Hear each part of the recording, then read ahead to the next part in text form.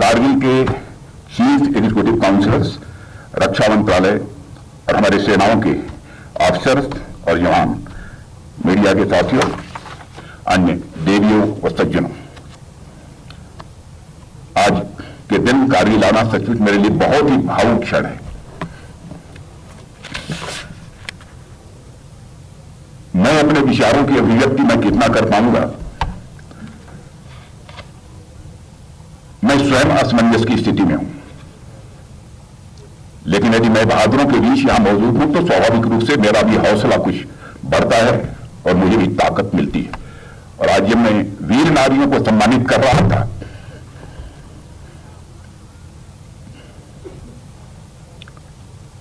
तो इस क्षण को मैं कभी जीवन में भूल नहीं सकता। साथियों, आज इस कारगिल दिवस के पावन अवसर पर आप सभी के बीच उपस्थित होकर मुझे बेहद खुशी हो रही है। और सबसे पहले मैं भारत माता के उन जाबांज सपूतों को नमन करता हूं जिन्होंने मातृभूमि की रक्षा के लिए अपना सर्वस्व न्यौछावर कर दिया। मैं उन वीर सपूतों को भी नमन करता हूं जिन्होंने राष्ट्र को सर्वप्रथम रखा और उसके लिए अपने प्राणों की आहुति देने में वह पीछे नहीं हटे। मैं उन वीरों को अपनी श्रद्धांजलि अर्पित करता हूं जिनके सर्वोच्च बलिदान के कारण कश्यप मुनि, ललितादित्य और भगवान बुद्ध की आभा से प्रदीप्त इस पावन धरती पर आज हम विजय दिवस मना रहे हैं। मैं ऑपरेशन विजय की सफलता के 24 वर्ष पूरे होने पर समस्त देशवासियों को हार्दिक बधाई देता हूं। साथियों, आज कारगिल की इस वीर भूमि पर आप सभी सैनिकों के बीच उपस्थित होकर मैं जिस गौरव की अनुभूति कर रहा हूं, मैं उसे शब्दों में बयां नहीं कर सकता हूं। कारगिल की इन सुंदर पहाड़ियों में आप लोगों के साथ समय बिताना मेरे लिए बेहद सुखद है।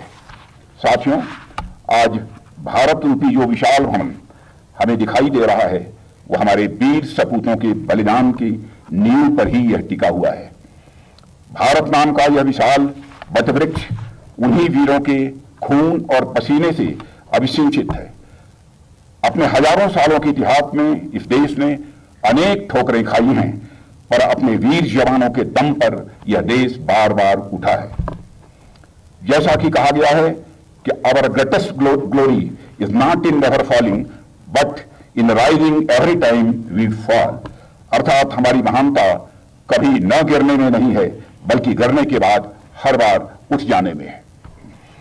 बार बार ठोकर खाकर भी यह देश संभला है और इसने अपने वैभव को पुनः प्राप्त करने का सदैव प्रयास किया है।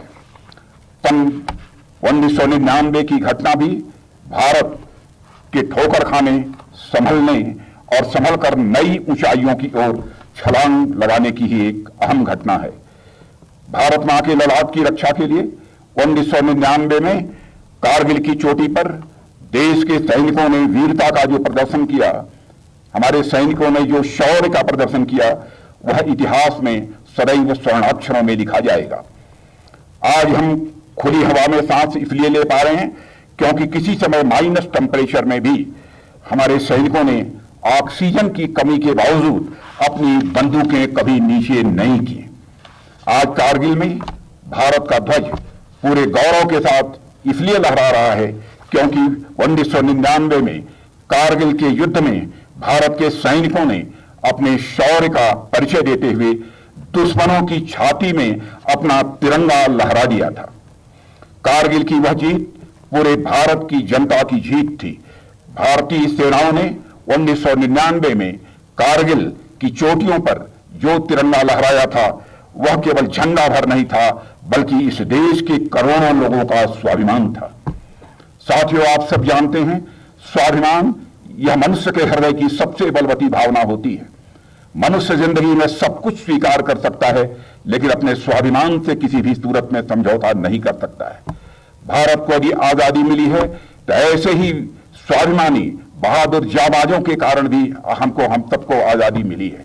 चाहे वह चंद्रशेखर आजाद हो, सरदार भगत सिंह हो, खुदीराम बोस हो, अशफाक उल्लाह खां हो, चाहे ऐसे अनगणित हमारे स्वतंत्रता संग्राम सेनानी हो जिन्होंने अपना बलिदान दिया था।